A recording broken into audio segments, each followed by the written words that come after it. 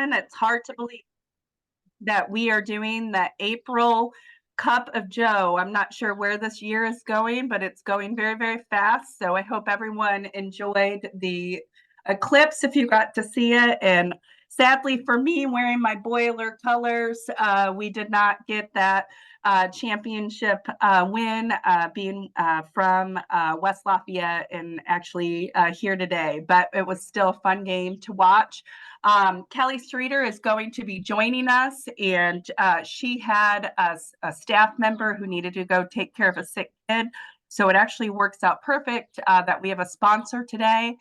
Before I turn it over to Brad, Brad will share, and then Kellie should be on. She's just running a few minutes late. If you can put your name and agency in your profile so that our speakers know who they're speaking with. If you also can have your video on, it just makes these sessions so much better to be able to see all of your beautiful faces. And then have yourself muted. If you have questions, we really encourage that and allow time for that, whether it be with our sponsors, Kellie or myself. The vision and the purpose of these calls is to connect new leadership with statewide leadership and to connect all levels of staff with statewide leadership for professional development and to learn about statewide resources. This also helps us as a system. You know, we, as you all know, are in every area of service within our community. So how can we collaborate and how can we work with our statewide partners in elevating that collaboration statewide? So now I'm going to turn it over to Brad. I'm very thankful for PNC Lab's sponsorship opportunity. They have really stepped up to want to educate more. They have a lot of great things happening as it pertains to fentanyl. And so we thought the timing would be good for him to share about PNC Labs and connect with all of you. So Brad, I'm going to turn it over to you. All right. Thank you, Zoe. Good morning, everyone. Again, my name is Brad Moss. I serve as the president of Patients Choice Laboratories here in Indianapolis. With me today is our Chief Operating Officer, Thomas Payne, as well as our marketing manager, Tyler McKee. Before we get started, a little bit about us. We're located in Indianapolis. We've been around since 2013. We're a full service laboratory, meaning that we test all sorts of blood, including infectious disease. We also do infectious disease by molecular. So, STIs, UTIs, wounds, respiratory issues. We test the entire platform by PCR. We also test pharmacogenetics, which may be very important to everyone on this call today because Governor Holcomb on March 11th signed SB 273 into law, which I believe takes place or kicks off July 1st of this year, which requires Medicaid managed care organizations to pay for pharmacogenetics testing. And what we found, having done it for 10 years, is there's a lot of value in ensuring that the right mental health medication is being prescribed the first time. So, and Tommy will jump in that here in a little bit. And then also we do toxicology testing. So that's really where we got our start. And if you haven't heard of us, it's because early on we were doing a lot of business in Indiana, and back to the Medicaid MCOs, which maybe you guys like them. Sometimes they can be really difficult, but we feel like we're all in a good spot now with toxicology testing, where there's a great plan to ensure that we're monitoring these folks and that they go down the path of recovery. So we'll get into that as well.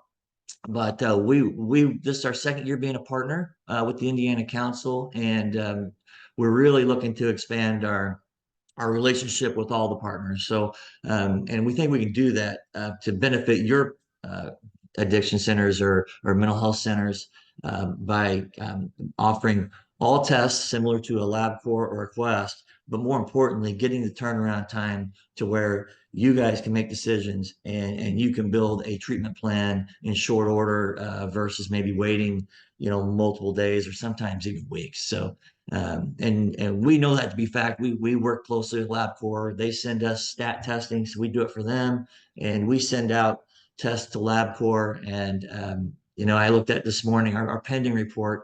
We have 60 patients that we're still waiting on reports from last week, which is just, in our opinion, unacceptable. So we think we can help you improve, the treatments that you provide at the ground level. So with that, I'll pass it over to Thomas, and he can maybe share with us more about the toxicology and the pharmacogenetics, as well as maybe infectious disease aspects of our company.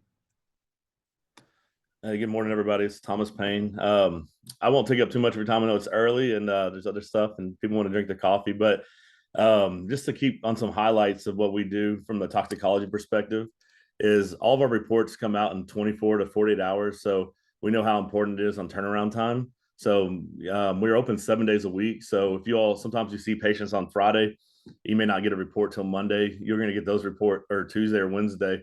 We run 7 days a week. So you'll have your reports. If you see someone on Friday, you have them Saturday, Sunday morning.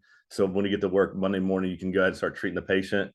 Something else we do on our toxicology is we call it Verify Urine Plus. So sometimes people use like synthetic urine or, scrape pills into the drug, put water in it. We actually test to see if it's real urine or not. We have it pretty much trademarked. We developed.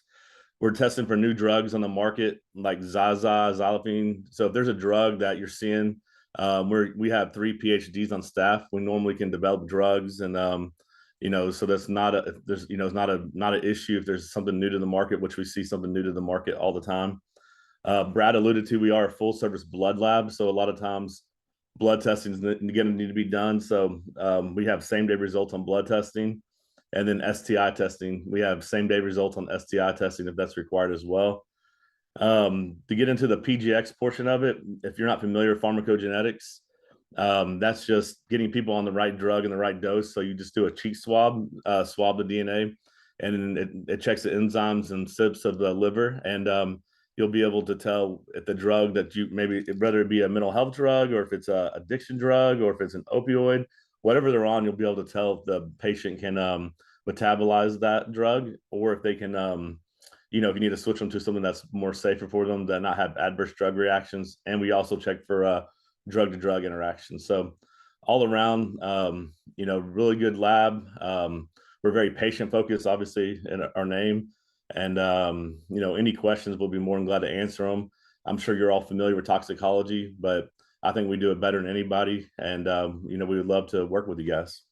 And just to make sure that it's an easy button for everybody on this call, we provide collectors, courier service, daily pickups. So we really try to create an atmosphere where you can focus on what you're best at, and we eliminate as much lab life out of your life as possible. Awesome. Well, thank you to PNC Labs. Any questions for them before we move forward with our program today? So they are providing the Starbucks gift card today, so be ready for that at the end. Thank you to Brad and Thomas for being on, and I'm sure we will see you at an upcoming event. So I don't see Kelly on yet, so I'm going to flip the script and pivot and share with you guys council updates while we wait for Kelly. I said, oh, you're here. Hi, Kelly. Oh, yeah. Then I'm not going to flip the script. I'm going to leave it to you. Thank you for hopping on. So welcome to Kellie Streeter. Kelly and I have had the opportunity to work together, not only in her role as the president of the County Commissioner Association, but her and I both sit on the Behavioral Health Commission, and she is the county commissioner representative, as I am the community mental health representative. And really have enjoyed Kelly's collaborative spirit, her thinking outside the box on innovative ways to partner with her local communities. Family Health Center is on, and that Southern Market really has done some creative things. So Kelly will be coming to our May conference, so you guys get to meet her in person. Today, we're really focused on her County Commissioner Association role, since that is more statewide. In May, we're going to talk about health department collaboration as well as the opioid settlement dollars, and hear from her some creative ideas of what we could do for partnerships. So Kelly, I'm going to turn it over to you to introduce yourself and give your background. Good morning, everyone. I apologize for my being late. As you have been told, I run a county health department, and things don't always go as planned in the mornings. So Thank you for your patience. I am the president of the Knox County Board of Commissioners. I have been for the past 8 years. And through that experience in a rural county, I recognize that someone with more rural experience needs to also be engaged at the state level with the Statewide Commissioners Association. So here we are, fast forward, I'm the president of the Indiana County Commissioners. I've been the past vice president and the secretary. And as many of you probably know, community mental health centers has been at one of the top of our priority lists. We're all different, and it's been an interesting few years of discussing where we partner with our CMHCs, how we see the future of partnership that relates to our counties, and really having a discussion at the table about the differences of us. So that's really why I wanted to be here today, and why I'm glad to be here today, is to answer any questions and really kind of give some advice from my perspective as a county commissioner as to how partnerships can hopefully be engaged, hopefully flourish, because we really need one another. I hope that answers, Zoe, what my introduction. Yeah, absolutely. So I guess that's a great segue to hop into, in your thoughts and from your work with the County Commissioner Association, what are some ways that CMHCs can partner and collaborate within their local counties? Well, like I mentioned, and like you all know, we are all very different. And it seems that I've tried to take the stance with the commissioners at my table.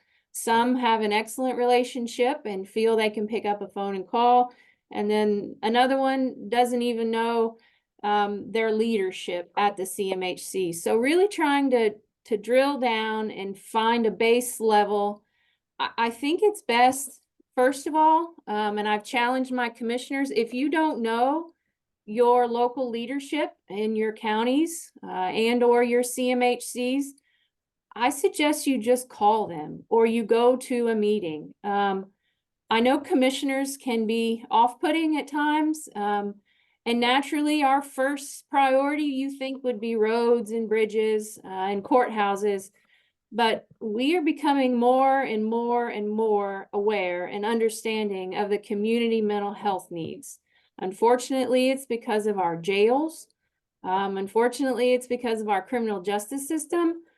But commissioners are waking up and realizing that this is deeper than our criminal system. So I've been urging them to reach out and form, local level partnerships with the CMHCs in some capacity, invite them to, our consortium meetings they have in counties for their criminal justice system. And I urge you all to do the same if you don't know your commissioners. We all have public meetings. We're all pretty accessible. I know that sounds very elementary to say that, but really just talking and breaking down that barrier of misunderstanding and or just not knowing one another's intent and purpose, to me and to us, is a big deal. And again, I challenge the same of them. Not putting this CMHC, we write them a check in this box over here, and not really understanding the service they provide is something that needs to be overcome. So I also I know that we as commissioners generally stay in our box. So I wanted to come here and meet you all today. I want to come to your conference in a few months or next month.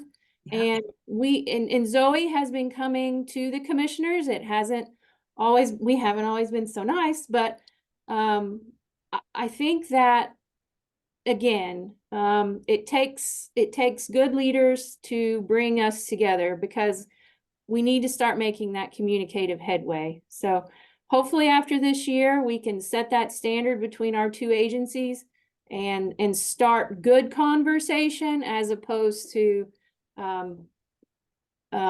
not bad intent, but just misinformed. Great. Thank you, Kelly. So I'm going to open it up for questions because I know some members have some questions. So would anybody like to start? Yes, Beth. Kelly, first, I'm Beth Keeney. I'm the CEO at Life Spring Health Systems, and we're a CMHC in South Central Indiana, just right along the Ohio River, like Rockport to Madison. And I just really appreciate you being here this morning. I think this is the first time we've seen somebody from your association come and talk with us. So I'm really grateful for your time this morning.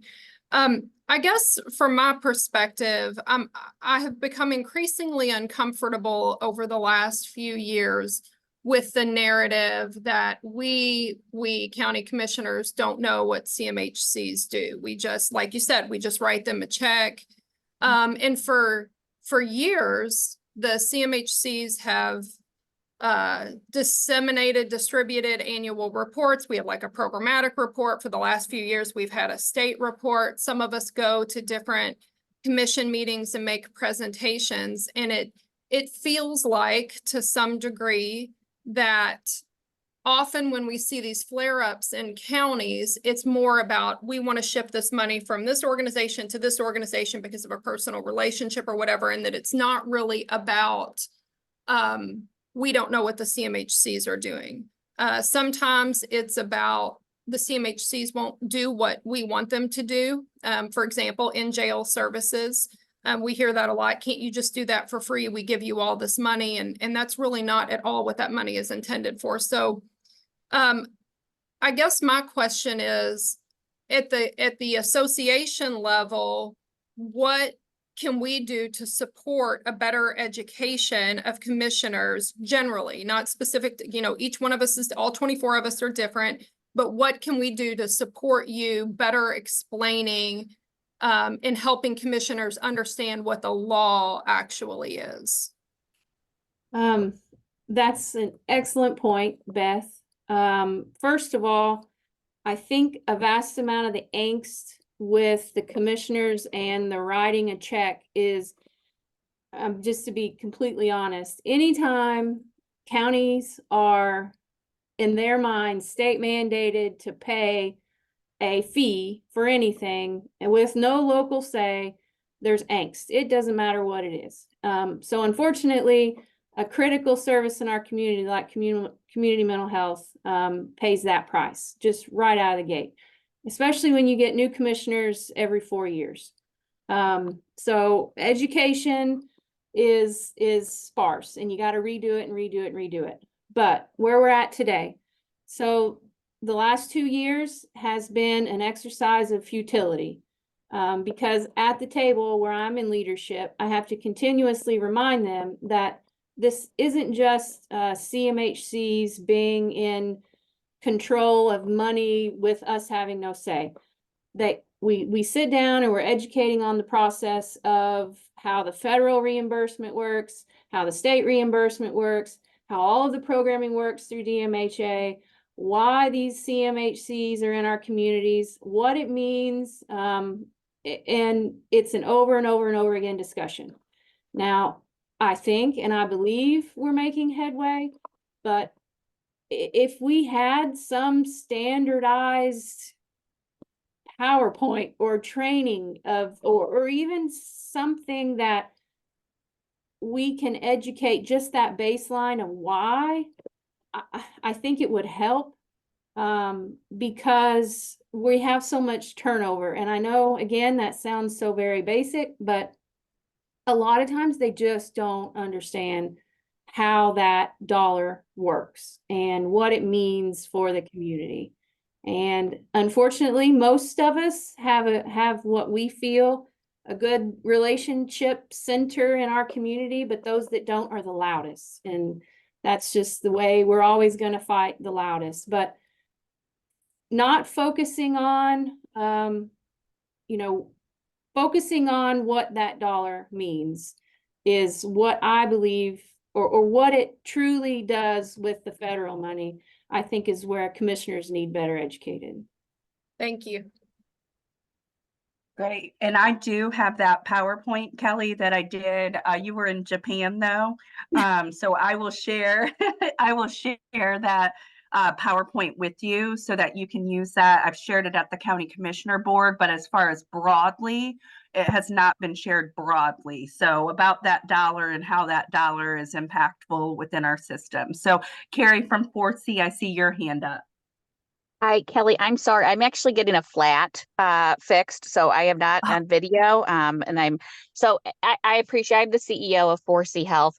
I was just going to say I want to echo what Beth is saying in terms of I really appreciate you being here, right? Because I think that it really, frankly, shows from the commissioner side that willingness to step to the plate as much as we have been asked as CMHCs to try to step to the plate.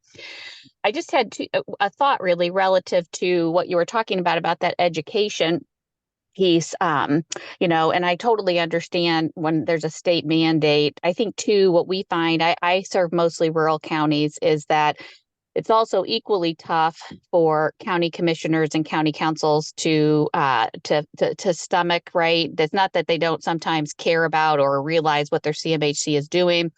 But I really feel like what I hear communicated is that their budgets are shrinking. It's very difficult, you know what I mean? Even just managing the fiscal situation for them. So then what we're talking about the dollars that go to us, they just become a contention point that sometimes maybe it doesn't even have to do with something. We could be doing good things in a jail and everywhere else, right? You know what I mean? But the dollars and cents of it are really a struggle. I was wondering though, is there something where like county commissioners, when new people come in, do they go through like a statewide orientation? Is there something that they have to complete where it's like, what Zoe's talking about, where she has something that she trains on? Like, is there a possibility that new commissioners coming in could regularly receive this kind of orientation to their local community mental health system where it's like, hey, they get this high level introduction and as a part of orientation, and then obviously we're all going to do our part and reach out to our local folks, right, as people change over. But I just wondered about that. I don't do you get a large scale orientation as a new commissioner?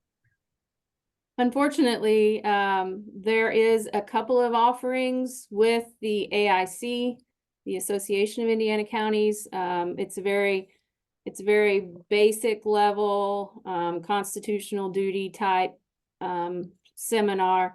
My association, the Indiana County Commissioners, we have a new commissioner handbook, which again, just reviews in full our constitutional duties. But to say that, no.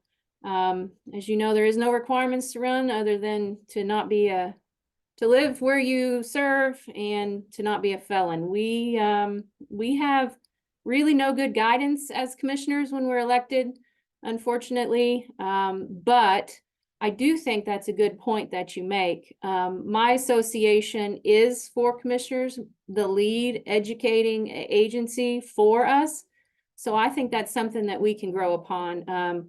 We can put together in our new commissioner trainings, which is only once a year at conference, some information about CMHCs and what that means to a commissioner and the community. That's a good idea. And I would be willing to make sure that's a part of our future trainings moving forward. And I would engage AIC because it's important to them as well. I wrote that down as something you and I can do as the next step, Kelly. So I think that's a great idea, Carrie. Thank you for bringing that forward. I see Linda Grove Paul's hands up. Linda? Yes, thank you. And this may be something that you guys have talked about before, but one thought that I've had pretty consistently is better partnerships with the health department. It feels to me like because the county obviously relies on their health department as a county extension, that if we could do more there, that would be really helpful. And I think kind of what I see is places where we have good relationships with the health department, it seems like the county's better because those are their people. And I wonder if we couldn't try to start thinking about formalizing. And Doug Hunsinger and somebody from the State Department of Health was down, and I was bringing this up, talking to them about it. And they were like, oh yeah, no, we definitely want to, kind of be thinking about that. But Zoe and Kelly, I'd be interested in kind of what your guys' thoughts are in terms of opportunities for us to maybe, have some more leadership helping push us that direction, because I think that could really help, because that's who the counties oftentimes depend on, is their health departments.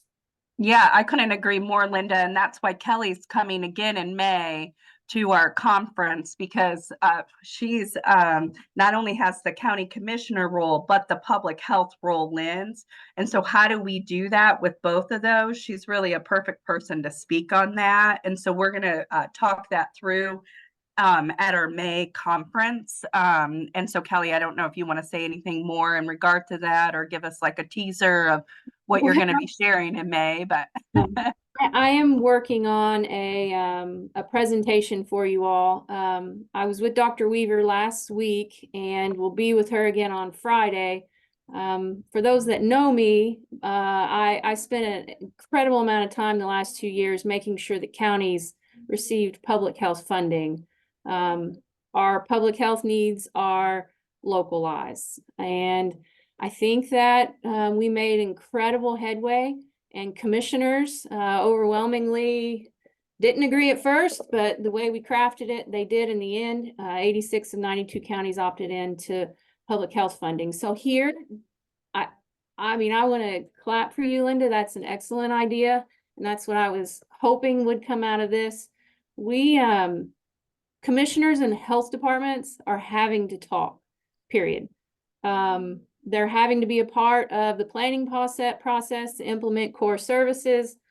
They're having to read data, read reports, and understand the greater need in their community wrapped around public health, which is also behavioral health. So you just hear, I mean, looking at the family health centers somewhere on the screen, their external relations was in my office just in the last month, going over community events that we can partner on, because there's so many community events we have to do now as counties that CMHCs are also doing for a wide array of services. So I think that is going to be the best way to build relationships within counties, that then commissioners can see partnerships are forged with the CMHCs, partnerships are created, and we're seeing positive outcomes. So I don't know how familiar you are with your health departments, but naturally we have to work with commissioners at that level. We actually work for them down the tier a few ways. So yeah, and I think just coming up with some kind of a strategic framework or plan, that maybe would help us sort of bidirectionally, figure out how do we begin to do that better. And I think again, I worry just a little bit about, places where, people are mistrustful. I mean, I do think we probably have to be careful in terms of how we approach this, but I think if from leadership and public health, where it's really saying, hey, this is really something that needs to be done, because really those are their local people that they really count on in terms of, kind of giving health updates. And Zoe, I also think with CCBHC, if we're going to be successful, we've really got to develop the trust of those county officials. So I think that the health department is really a great strategic partnership. So excited to hear your excitement about it, Kelly, and hopefully looking forward to the presentation in May and thinking about next steps. Great, awesome. I've been watching around the state. I'm still on a committee overseeing the rollout of these funds, and those commissioners that generally had nothing to do with public health are now engaging and now understanding slowly. It's not just giving shots, which is what a lot of them have thought for years, or septic tanks. So this is a really good step moving forward to also bring in CMHCs. Wonderful. Any other questions for Kelly? I don't Okay. think, Yes. okay, this is Rob with Hi, Rob. Bones. I couldn't find my little hand button fast enough. Sorry You're about that. fine. You're fine. So, Kelly, yeah, I totally echo. Thank you for coming here. I happen to know for a fact that some of our areas we cover, Marshall, Kosciuszko, Whitley, Wabash, and Huntington, that some of our individuals have been some of the louder ones that are there. And we have really tried hard to become partners and to say, I don't know how we got here, but we're going to make it better moving forward. And I think you coming here to sort of see us and be able to go back and say, they're not bad people. They were nice people. They had good questions. I definitely appreciate and echo what everyone else said. I definitely agree that the people who've spoken the loudest in our counties, their frustration is from the funding structure. And we feel a little stuck in the middle. Or we're a not-for-profit that's trying to do good work. And the commissioners are frustrated with the state, with the policy and law that was set up a long time ago. And then they get frustrated with us in front of them. And we're like, how do we solve this if the beef is with the funding structure? So I would argue that's where we were maybe a couple of years ago. We just took the approach that you're saying is come visit us, see what we're doing. We had a county commissioner representative come and have a tour of our inpatient hospital, and they were in tears afterwards. And then when they went back and said, hey, don't beat up on these guys so much, they do really good work. It has made a difference. I don't know that the funding structure is ever going to get an overhaul, but I will double down on what you're suggesting of continually meeting with them and saying, come visit us, see what we're doing. Because I think that what happens when we don't do that is what I've been told is, all right, if I can't tell you who's going to get the money, I'm going to tell you what happens with this money. And we have on the other side, we're then stuck in a hard place that we have the state telling us where to spend money. And so when they're saying, I want this single project over here, we're going to give you X amount of dollars. I want you to spend those X amount of dollars on this. They get upset saying, you're not listening to us. And really trying to find a way to make sure that they're part of our strategic plan, our annual goals, having a say in our leadership on the board level is not a waste of time. And I would have told you before, many of us, I will just own it. We thought if we're not hearing a complaint, it means it's good. I think that the deal has to be we're there regularly. I almost want our commissioners to be like, you again, like that's what we got to do. And so I will definitely say on our side, we have been trying harder and trying to be understanding and listening that you have people who are commissioners who their hearts are in the right place. They feel compelled to have a say where these dollars go. And if we don't, what we've talked about internally is they have the power. We've watched. They have the power to make laws, make our life more difficult, even though they're frustrated with a funding structure. And so I will just tell you that I have seen all of the CMHCs make movements of trying to do what you're describing. Just own the fact that come visit us, take a tour. If you can't, send someone you trust. Let's have a personal relationship, because I can imagine it is difficult for you. There's other issues other than CMHC funding that I'm sure the commissioners would like to focus on.